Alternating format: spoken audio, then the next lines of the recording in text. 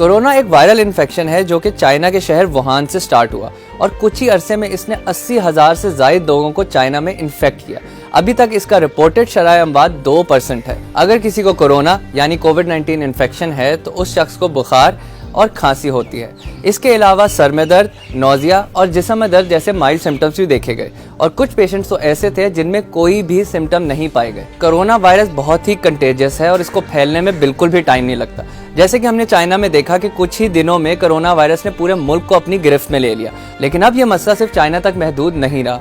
WHO ने corona virus को एक ग्लोबल पेंडेमिक करार दे दिया है और कुछ डेटा और प्रेडिक्टिव रिपोर्ट्स तो ये कह रही हैं कि corona potentially 80% of the global population को इफेक्ट कर सकता है। ज्यादा अफसोस की बात तो ये है कि हम पाकिस्तानी इस सिचुएशन की सीरियसनेस को बिल्कुल इग्नोर करते हुए गवर्नमेंट की दी हुई गाइडलाइंस को बिल्कुल भी फॉलो नहीं कर रहे हैं, सिवाय इसके कि मार्केट जा जाकर हैंड सैनिटाइजर्स, टिश्यूज और मास्क की कमी तो कर दी है, लेकिन बाजारों में ऐसे रौनक लगाई हुई है जैसे कुछ हुआ ही नहीं।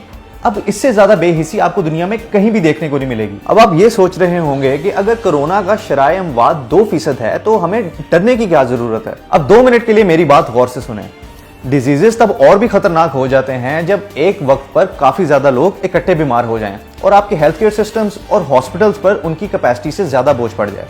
इसकी मिसाल ये है कि अगर एक हॉस्पिटल में 100 बेड्स हैं और उसमें से 30 बेड्स बाकी बीमारियों वाले पेशेंट्स ने ऑक्यूपाई किए हुए हैं तो बाकी बचते हैं 70 बेड्स।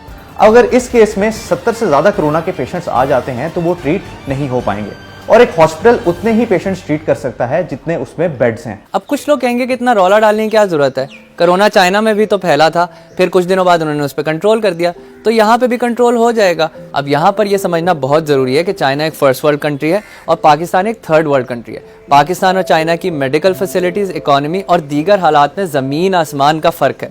हमारे जैसे मुल्क में अगर कोरोना फैल गया तो पूरे मुल्क का पहिया बंद हो सकता है, क्योंकि यहाँ पे ना तो वो मेडिकल फैसिलिटीज अवेलेबल है जो चाइना को मैसर थी और ना ही हम मुल्क को पूरी तरह से लॉकडाउन कर सकते हैं, क्योंकि हमारी सारी लेबर फोर्स और मजदूर तबका दिहाड़ी के हिसाब से अपनी रोजी रोटी कमाते हैं। तो अगर मुल्क लॉकडाउन में चला गया तो इन लोगों के लिए कुछ दिन भी गुजारा करना बहुत ही मुश्किल हो जाएगा। अब कोरोना वायरस डिजीज एक इंतहाई कंटेजियस इन्फेक्शन है और ये बिल्कुल खामोशी से फैलता है। शुरू के 5-6 दिनों में एक इन्फेक्टेड इंसान को ये मालूम ही नहीं होता कि वो बीमार है, क्योंकि उसके अंदर कोई सिम्टम्स होते ही नहीं है। इसलिए वो मुआशरे में घूमता फिरता है, मॉल्स में, मार्केट में, ऑफिस में, बाज़ारों में, और इसी तरह देखते ही देखते इन्फेक्टेड लोगों की तादाद 1 से 10, 10 से 100 और 100 से हज़ारों में हो जाती है। थोड़े ही वक्त में ये तादाद हॉस्पिटल की कैपेसिटी से कई ज़्यादा बढ़ जाती है और तब शुरुआत होती है एक बहुत बड़े क्राइसिस की। चाइना से जो डेटा मिला है उसके मुताबिक 80% लोगों में ये डिजीज़ माइल्ड है, लेकिन 20% लोगों में शिद्दत इख्तियार करता है।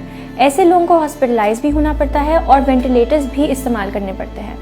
ये 20% लोग जिनको ज़्यादा खतरा है वो ज़्यादातर बड़ी उम्र के लोग हैं। अब ज़रा सोचिए, जब ये सारे पेशेंट्स हॉस्पिटल की कैपेसिटी को पूरा कर देंगे तो क्या होगा। मज़ीद जो लोग इन्फेक्शन से मुतासिर हैं उनका इलाज नहीं किया जा सकेगा और इनमें बहुत से लोग ऐसे होंगे जिनका इलाज ईजीली किया जा सकता है, लेकिन वो कैपेसिटी ना होने की वजह से अपनी ज़िंदगी से हाथ धो बैठेंगे।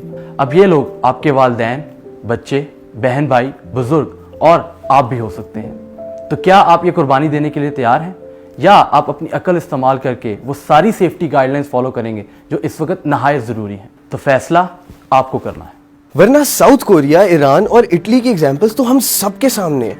उन्होंने भी इस चीज़ को हमारी तरह लाइटली लिया और आज ये नौबत आ गई है कि इटली ने अनाउंस किया है कि 80 साल या उससे बड़ी उम्र का कोई शख्स जिसको कोरोना ने इन्फेक्ट किया उसका इलाज नहीं होगा, यानी कि उनको सजाए मौत दे दी गई है। तो खुदा के लिए इस चीज़ को सीरियसली लें और वो तमाम इकदाम करें जो इसके लिए इंतहाई ज़रूरी है। देखिए जी, मुल्क की सूरत हाल को मद्देनजर रखते हुए हम सबको 7 कदम उठाना पड़ेगा अगर हम चाहते हैं कि हम इस कोरोना का नुकसान ना उठाएं। नहीं तो कल को गलती तो सिर्फ हमारी होगी। वायरस को रोकने के लिए हमें इस तरह एक्ट करना होगा जैसे हमें इन्फेक्शन है। Social gatherings, public transport, schools, offices, crowded places, हमें सबको अवॉइड करना होगा और इस कॉन्सेप्ट को कहते हैं सोशल डिस्टेंसिंग। ये कॉन्सेप्ट 1918 के फ्लू आउटब्रेक में भी बहुत ज्यादा कारआमद साबित हुआ था और आज 100 साल बाद भी हमारे सामने सिर्फ 2 ही रास्ते हैं कि हम इस सिचुएशन को समझें और सोशल डिस्टेंसिंग इख्तियार करें और वायरस को फैलने से रोकें।